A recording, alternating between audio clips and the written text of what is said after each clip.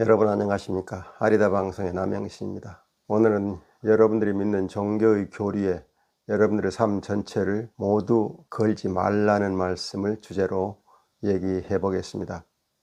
어떤 사람은 이런 간증을 하죠. 사업에 망하여 오갈 데가 없는 처지가 되어 자살을 시도하려고 생각하고 있었는데 어느 날 새벽 교회 종소리가 들려서 무의식적으로 교회로 발걸음을 돌려 교회에 나가기 시작했는데 거기서 하나님을 만나고 새 사람이 되어 오늘 이렇게 성공하게 됐습니다. 그렇다면 이분이 교회에 다녔기 때문에 성공하게 됐을까요? 겉으로 보기에는 그럴 것 같지만 실제는 그가 교회를 통해서 마음이 바뀌어 새로운 마음으로 삶을 시작하였고 그로 인해서 다른 사람이 그를 신뢰하여 그가 실패의 구렁텅이에서 빠져나올 수 있을 것입니다. 문제는 그가 교회에 나갔기 때문에 성공한 것이 아니라 교회를 통해서 그가 삶의 방식을 새롭게 성공에 맞게 바꿨기 때문에 성공한 것입니다. 만일 그가 교회가 아닌 다른 곳에 가서 그런 마음의 회심을 일으켰다면 지금보다 더 큰 성공을 했을지 누가 알겠습니까? 어떤 사람은 사업에 실패하여 집을 떠나 정처 없이 헤매는데 산사에서 들려오는 연불소리를 듣고 부처님 앞에 절을 하면서 지난 일을 반성하는데 갑자기 관세음보살이 나타나서 이런 사업을 해봐라 라고 해서 그렇게 했더니 성공이 되었다 라고 말합니다.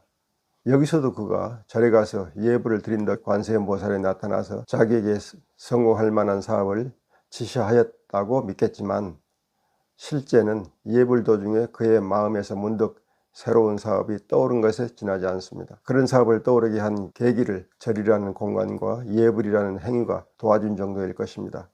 여러분은 이런 사람들의 간증이나 경험담에 넘어가서 종교를 선택하거나 그 종교에 대한 믿음에 빠지지 마시기 바랍니다.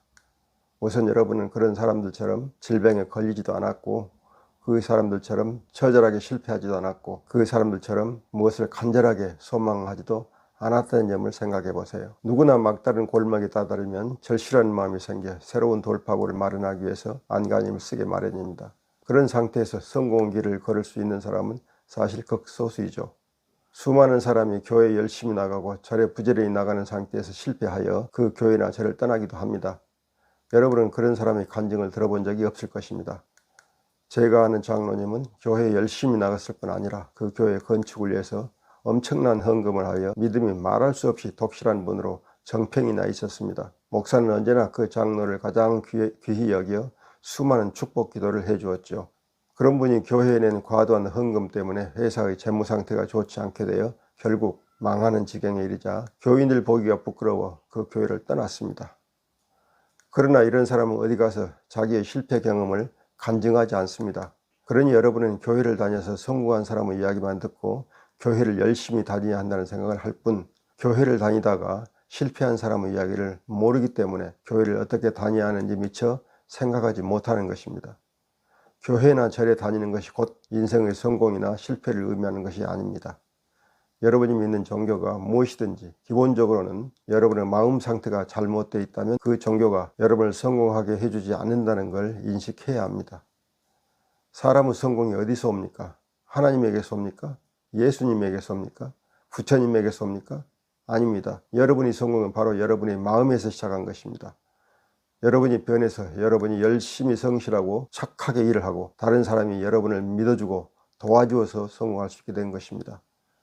여러분의 성공은 여러분이 속한 사회의 많은 사람들이 직간접으로 도와서 이루어진 것입니다. 그리고 여러분이 성실하고 선하게 살도록 이끌어진 것이 바로 종교일 것입니다. 여러분의 마음을 선하고 진실하게 만들어줄 수 있는 종교라면 그것이 개신교이건 천주교이건 유대교이건 불교이건 힌두교이건 여러분은 그 종교를 믿는 중에 성공의 열매를 얻을 수 있습니다. 그러나 여러분들의 마음이 거짓과 위선으로 차 있다면 어떤 종교를 믿건 여러분은 결국 실패하게 됩니다.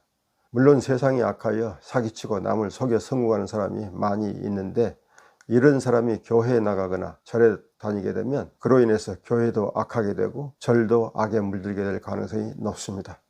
다시 말하면 종교는 사람의 마음을 선하고 진실하게 만드는 기능을 할 뿐 종교가 곧 그의 성공을 책임지는 것이 아니라는 것입니다. 종교는 개인이 세상에서 성공하도록 보장하기 위해서 있는 것이 아니라는 것을 이해해 주었으면 좋겠습니다. 모든 종교는 내세를 지향하지 현세를 지향하지 않습니다. 그러니 현세에서의 성공에 종교를 끌어들이는 것은 옳지 않습니다. 안타까운 것은 우리가 내세를 가볼 수 없고 경험할 수 없기 때문에 모든 종교는 뜻은 내세에 두지만 현세에도 좋은 것이라는 점을 강조하지 않을 수 없고 결국 그 종교를 믿으면 복을 받아 부를 누릴 수 있다는 주장을 내는 것입니다. 그러나 세상에서의 성공은 결코 종교에서 오는 것이 아니라 세상의 인간관계에서 오는 것임을 알아야 합니다. 세상 사람들과 잘 소통하면서 자신의 능력을 효과적으로 발휘하여 성공하는 것입니다. 그리고 한 사람의 성공에는 종교인만이 도움이 되는 것이 아니라 비종교인도 도움이 되는 것입니다. 따라서 여러분이 성공하려면 사람을 사랑으로 선대하고 거짓이나 사기성이 없이 진실하게 말과 행동을 하고 악행을 멀리하고 선행을 자주하며 자기의 욕심만 채우려 하지 않고 남과 이익을 공유하는 의로운 생각을 가지고 살아나가면 그에게 성공이 스스로 찾아오지 않겠습니까? 이런 마음가짐을 종교를 통해서 실천해 나간다면 그 종교와 함께 그가 성공하게 될 것입니다.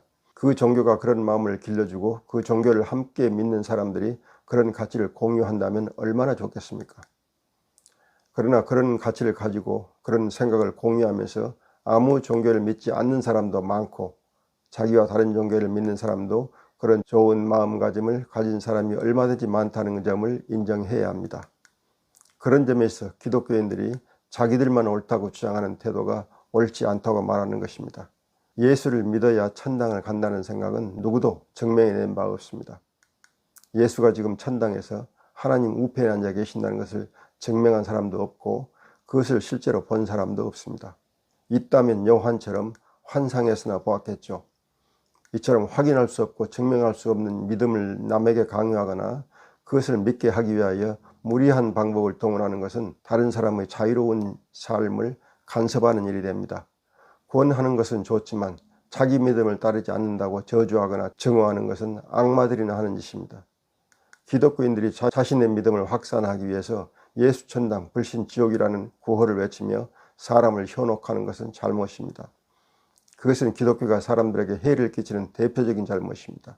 그런 점에서 저는 기독교인들에게 권하고자 하는 말이 있습니다. 우리의 삶의 모든 것을 걸지 마십시오. 기독교의 교리는 저 세상을 가기 위한 것일 뿐이니 이 세상의 모든 일에 그 교리를 적용하려 하지 마십시오.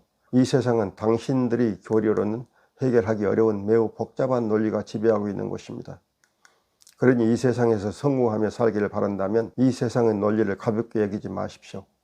다만 이 세상에서 성공하거나 행복하게 사는 것에 관심이 없고 오직 천당에 가는 것만을 유일한 목적으로 삼는다면 당신이 믿는 그 교리를 따르십시오.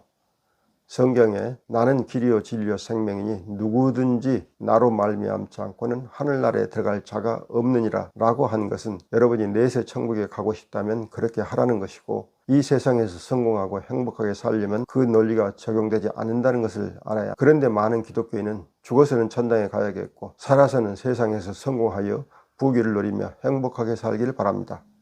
이것은 이율배반적인 희망입니다. 두 희망은 양립할 수 없는 것입니다. 세상에서 성공하고 물질적으로 풍요로운 삶을 산 뒤에 죽어서 천당에 가겠다고 생각하는 사람은 하나님과 예수님의 뜻을 거역하는 사람입니다. 예수가 부자 청년에게 한 말을 기억하십시오. 누가복음 제18장 18절부터 30절까지 말씀을 제가 읽어드리겠습니다. 어떤 관리가 물어 이르되 선한 선생님이여 내가 무엇을 하여야 영생을 얻으리이까? 예수께서 이르시되 네가 어찌하여 나를 선하다 일컫느냐? 하나님 한 분 외에는 선한 이가 없느니라. 내가 계명을 안 하니 간음하지 말라, 살인하지 말라, 도둑질하지 말라, 거짓 증언하지 말라, 내 부모를 공경하라 했느니라.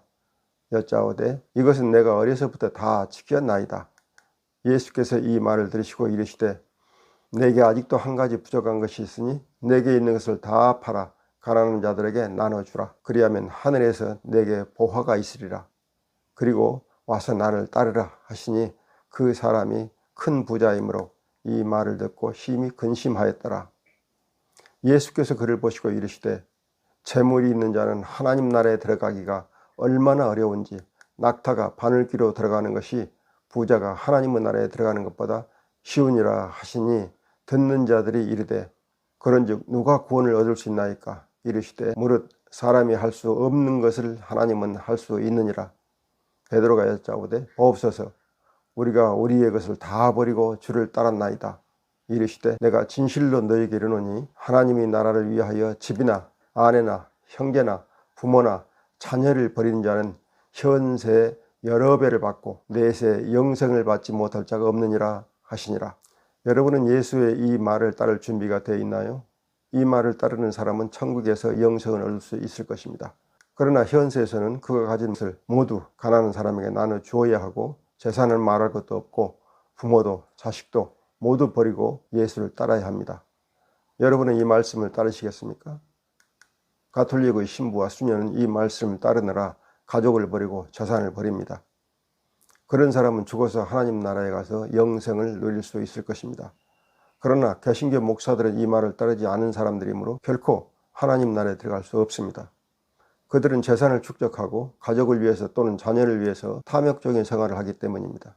그런데도 그들은 자기들이 예수를 잘 믿고 있다고 강변하면서 신도들을 속이고 있는 것입니다. 여러분은 둘 중에서 하나를 택해야 합니다. 천국을 택할 것인가, 세상을 택할 것인가. 이 심각한 선택을 고민하지 않고 양다리를 걸치며 적당히 믿으려 하는 사람은 예수도 제대로 믿지 않으면서 예수를 믿는다고 하는 거짓 신자들입니다.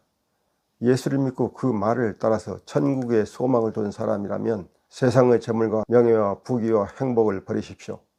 세상은 천국을 가기 위한 정류소일 뿐입니다.